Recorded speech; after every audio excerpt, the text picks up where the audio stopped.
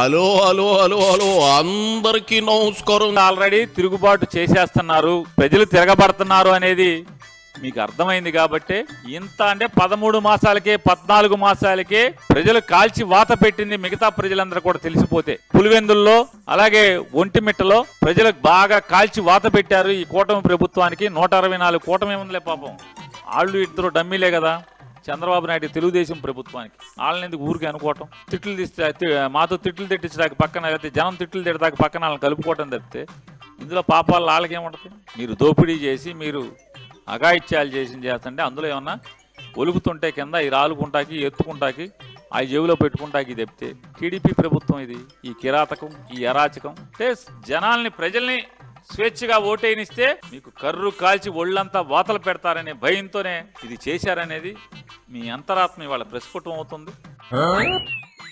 అంతరాత్మ ప్రస్ఫుటం అయ్యేదేంటి నీ పాడే?